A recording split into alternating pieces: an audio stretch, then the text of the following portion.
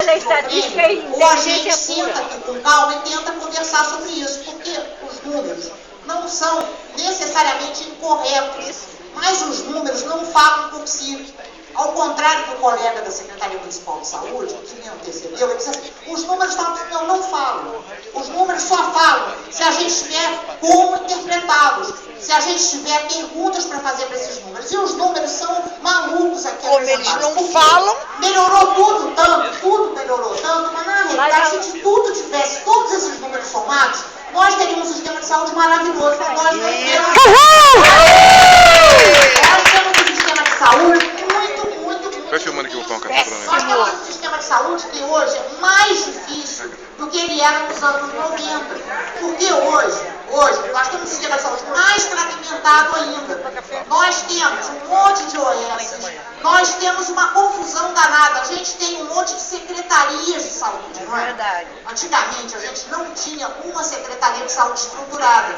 E nós conseguimos ter, com muita dificuldade. E agora a gente está numa fase que a gente está desestruturando o que nós temos. E isso dá uma confusão muito grande para a gente entender como é que a gente pode se posicionar. Então, respondendo à pergunta da audiência, eu diria assim, não é fácil a gente obrigar a informação. Quando a gente obriga a informação, a gente estimula esconder a informação. Deixa eu dar um exemplo. Por exemplo, a gente agora tem que ter tratamento 60 dias para doentes de câncer. Eu estou muito preocupada com isso. Por quê? Porque não está se registrando doentes com câncer. Para que a gente não tenha, olha só, se alguém não registrar, se registrar, tem responsabilidade. Isso aí. E o tratamento não ocorrerá. O tratamento, no Rio de Janeiro, não dá para atender determinados casos de câncer em 60 dias. É impossível. Então, o que as pessoas fazem? Não registram.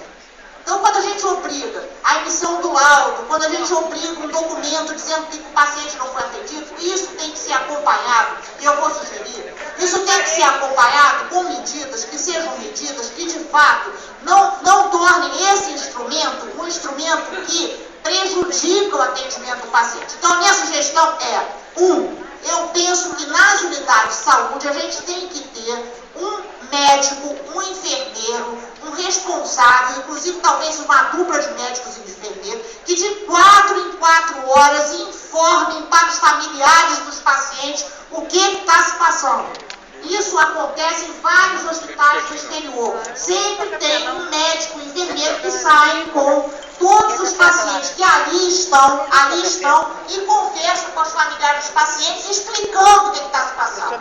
Nesse momento, seu familiar está acontecendo isso, de 4 em 4 horas, de maneira que essa ansiedade que os familiares têm, que é muito natural, ela seja respondida e responsabilizada. Existe um profissional de saúde que está naquela unidade, que anteriormente era o chefe da plantão, que agora não existe mais. Tem todos são motoristas que não bagunça dessa contratação, mas de qualquer maneira a gestão fica, e acho que é muito importante existir uma sala para o atendimento dos familiares, para que os familiares possam conversar, possam esclarecer tudo, e nesse momento, inclusive, então se pede um laudo, se pede a relação,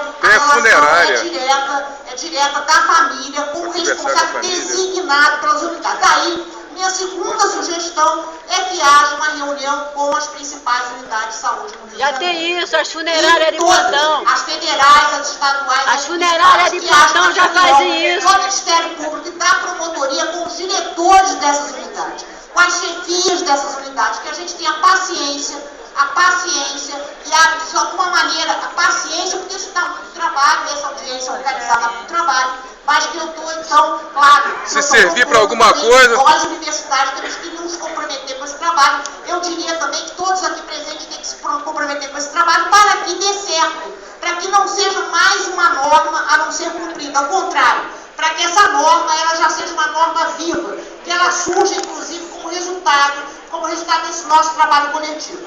Em segundo lugar, já tem as funerárias de plantão. Uma sugestão para que essas relações elas sejam, de fato, mais organizadas, é que a gente compreenda o que se dá, não é? A gente tem, na realidade, várias centrais de regulação. Os gabinetes dos vereadores, dos deputados, são centrais de regulação, não é assim? São centrais centrais de regulação. Cada deputado, cada vereador é uma centralzinha de regulação. É importante. As funerárias de plantão também. Olha só, e se é assim que é importante, vamos marcar um e outro, é assim que é. Então, ou nós reconhecemos essa realidade, sabemos lidar com ela, ou essa realidade continuará nos derrubando sempre. Lotearam a saúde! Nos números, porque nos números, olha só, nós temos 33 milhões de procedimentos, mas o número de procedimentos regulados é muito pequeno ainda, e continuará sendo pequeno, por quê? Porque se eles aumentarem, as centrais de regulação dos políticos diminuirão. Então, esse é um jogo de forças. Como que nós seremos muito inteligentes para lidar com isso, não é? Então, eu proporia que isso também fosse objeto de uma audiência pública, que isso fosse objeto do nosso trabalho e que nós colocássemos as cartas em cima da mesa. Por quê? E eu concluindo, eu acho que é muito importante que nós saibamos também um pouco analisar o que aconteceu no Rio de Janeiro, não é? As UPAs foi uma proposta que nós fomos contra. Nós, sanitaristas, fomos completamente contra as UPAs, dissemos que esse era um modelo inadequado. Nós, sanitaristas, fomos completamente contra as OS, dissemos que esse era um modelo inadequado. Entretanto, na eleição passada, as UPAs e as OS, elas estavam plenamente efetivas do ponto de vista político. Não é à toa que o Eduardo Paes foi reeleito, certo? Mas foi a urna eletrônica! Isso foi a urna eletrônica! Não é realidade! Eu queria, assim, olha só, nesse momento, nós teremos uma eleição em 2014, na qual esses políticos não têm mais os mesmos índices de popularidade que tinham no momento anterior. Nunca tiveram. Nesse momento, há um reconhecimento de crise na saúde do Rio de Janeiro, diferente do que estava acontecendo anteriormente. Anteriormente, todos estavam achando que o céu era de brigadeiro. O céu não é de brigadeiro. A saúde voltará com força A Anabelle está preocupada. Tem propostas claras e objetivas. Não dá mais para ficar empurrando com a barriga, enganando todo mundo por muito tempo. Correto. Esse engano acabou. Então, eu diria que nesse momento, nós que somos estudiosos, nós que somos comprometidos, nós que somos apaixonados pelo SUS, nós que temos o nosso sangue para que esse SUS fosse aprovado na Constituição, que nós trabalhemos diuturnamente para que essas propostas elas fiquem de pé, para que a gente não seja mais uma usina de propostas, que sejam propostas assim vistas como utópicas, que não estão em nada, que não. Não sejam mais uma estatística nas funerárias. Nós queremos que essas propostas sejam implementadas. Obrigada. Beleza, falou bem!